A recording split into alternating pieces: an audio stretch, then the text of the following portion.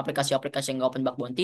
Tapi bagi kita yang ibaratnya itu penasaran nih kan, pingin, boleh sebenarnya boleh dicoba. Tapi itu tadi yang saya bilang resikonya itu cukup cukup lah, cukup ngeri-ngeri sedep lah gitu ibaratnya. Semoga terjawab Mas Alfarisi. Oke, sudah terjawab ya, Mas Alfarizi. Kita lanjut ke pertanyaan berikutnya dari Mas Muhammad Dani Setiawan yang bertanya, Mas Denis ada saran tools untuk vulnerability scanning nggak nih? Saran terus ya. Yang paling umum biasanya dipakai di dalam program bug bounty itu kalau orangnya lagi malas tuh biasa Nuclei. Atau kalau mau fuzzing, fuzzing directory itu biasanya pakai Gear Search. Atau kalau enggak, Ferox Buster itu kalau fuzzing directory ya.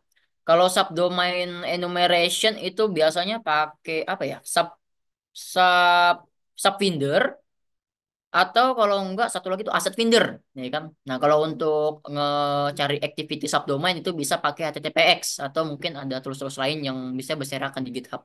Kira-kira seperti itu, Kak. Oke, begitu ya, Mas Dani Setiawan.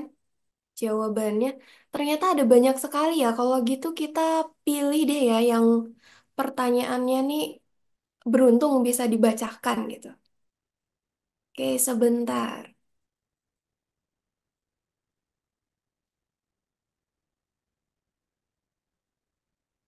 Oke, dari Kak Pandegar Auda. Bang, kalau kerana bug bounty yang ada di Backroad sama HackerOne, biar bisa bersaing dengan para senior di luar negeri gimana ya? Gimana tuh Mas Denis?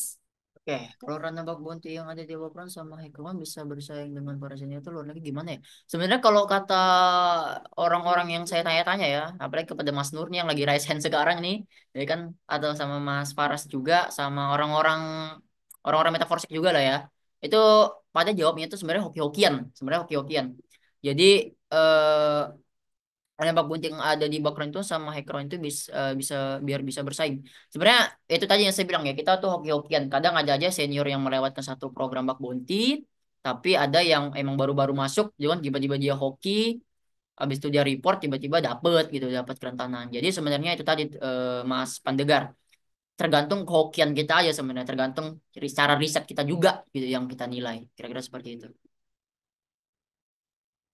Oke, kalau gitu tadi kan sudah banyak ya yang dari kolom chat. Kita lanjut lagi karena ada yang raise hand.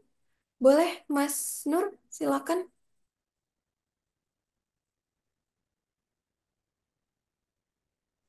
Tes, tes. Masuk Mas Nur. Oh iya. Mas Denis, mau tanya nih Mas Denis. Apa tuh Mas Nur? Metodologi Mas Denis di bug hunting gimana tuh? Misalnya di awal, apakah automation dulu atau manual atau barengan? Dan tools apa yang paling sering dipakai gitu? Sama kerentanan atau bug apa yang difokuskan gitu buat dicari Mas Denis selama bug Oke. hunting? Oke, baik. Terima kasih Mas Nur atas pertanyaannya ya. Ini yang nanya langsung sepuh Hacker One-nya loh yang nanya loh. Langsung sepuh yang nanya. Oke, baik. Jadi metodologi yang sering saya pakai dalam bug hunting dan pentest juga terutama itu pasti yang paling umum itu OWASP. Pasti OWASP. OWASP top 10 itu adalah kunci ya kan, kunci dalam bug bounty atau pentest itu satu. Nah, yang kedua adalah yang pertama saya lakukan dalam bug bounty atau pentest itu eh automation dulu atau manual dulu sih. Ya, kalau kita nyamut gitu kan, kalau kitanya lagi wah pengen nih hunting gitu kan, kita bisa manual dulu karena biasanya ada beberapa tools yang dia itu nggak masuk, atau bukan nggak masuk, kayak tools itu biasanya itu ada beberapa kerentanannya itu yang nggak bisa divalidasi dia atau nggak bisa dicari dia gitu ya, false positif bener. Jadi eh kerentanan-kerentanan yang false positif gitu kan kadang bisa kadang enggak gitu, jadi harus ada manual dulu sama pertama. Nah, yang kedua juga, kalau misalnya kita udah capek gitu kan, manual nggak ketemu-temu juga nih, baru kita bisa menggunakan tools untuk opsi kedua seperti itu. Nah, kalau misalnya biasanya ada kan bug hunter atau tuh pendaster yang lagi malas buat gerak gitu kan, itu biasanya bisa pakai automated tools.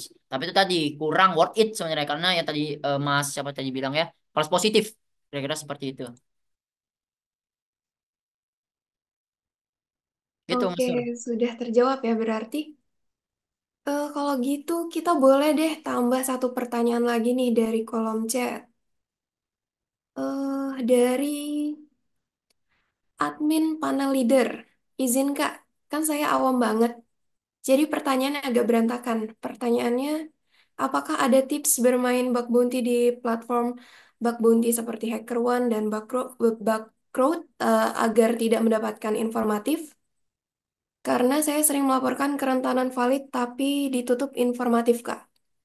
Gimana tuh, Mas Denis? Oke, berarti tips ya untuk saya bukan tidak mendapatkan informatif tuh kurang sebenarnya kayak mengurangi.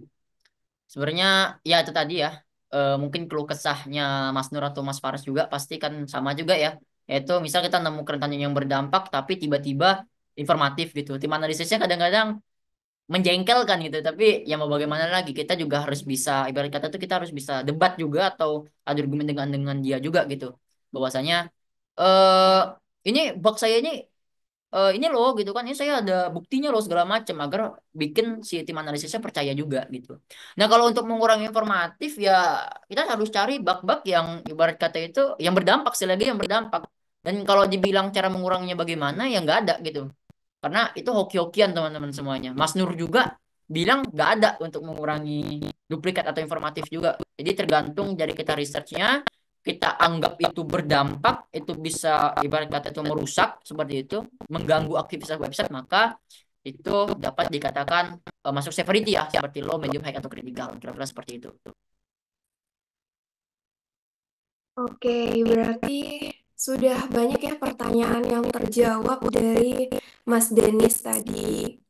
Mungkin buat teman-teman yang masih pengen bertanya atau pertanyaannya tadi tidak kurang beruntung belum terjawab, mungkin boleh ditanyakan di grup dan kita minta kesediaan Mas Denis untuk menjawab ya. Nanti pertanyaan-pertanyaan yang ditanyakan ke grup mungkin atau mungkin juga berdiskusi dengan Mas Denis langsung melalui grup yang sudah ada begitu.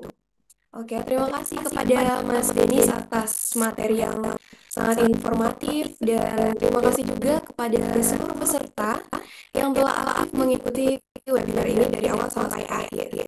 Semoga materi ini dapat bermanfaat untuk teman-teman dalam memulai dan mengembangkan karir di dunia bug bounty. Oke, jangan lupa untuk terus mengikuti kegiatan dan webinar menarik lainnya dari Cyber Security Community. Oke, sebelum kita benar-benar berpisah nih, mungkin boleh teman-teman semua untuk camp, karena kita akan ambil dokumentasi bersama. Oke, semuanya teman-teman mungkin boleh on cam dulu dong. Mas. Sepupu ini ayo on cam dulu biar kelihatan nih. Saya rusak satu alas bantuan Mas Nur. Mas Paras sih. Mas Paras juga ambil bagian dulu, waduh. Lama-lama dong kayak. Mas Paras tunjukkan juga megang Mas Paras. Baru segini nih. Ayo, boleh on cam dulu dong. Ayo Mas Paras nih. Tunggu nih, waduh, ada masih juga nih kan. Waduh. Wah. Akhirnya kelihatan ya kamu nggak sepuh nih. Ini foto juga nih. Ala lagi mana? Kita ini.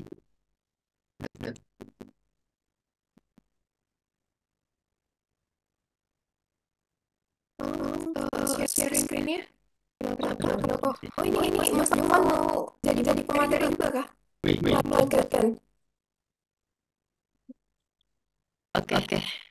Masing-masing jangan ngejar Mas. Semua itu proses.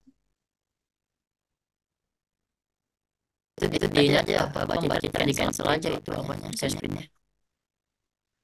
Saya nggak host nih. Operator boleh tolong. Oke, kalau gitu kita mulai ya sesi dokumentasinya. Boleh bergaya pasang wajah-wajah yang cantik ya teman-teman semua. Parah banget, Cuk. Yuk kita mulai. dari slide yang pertama ya, ada 3 slide. Sebentar, yang pertama 1, 2, 3. Kemudian yang kedua 1, 2, 3. Kemudian yang ketiga 1, 2, 3. Oke, sudah selesai. Terima kasih semuanya. Selamat beristirahat dan apabila ada salah kata maupun penyampaian, saya mohon maaf. Saya akhiri. Wassalamualaikum warahmatullahi wabarakatuh. Terima kasih Waalaikumsalam semuanya. warahmatullahi wabarakatuh. Recording stopped. Melampaui sepuh. Thank you semuanya. Terima kasih Sepuh Denis, I love you. Waduh. Ya Allah. Terima kasih. Terima kasih atas ilmunya, Sepuh Denis. Wah, sama-sama. Sepuh Ilham. Keren Sepuh Denis.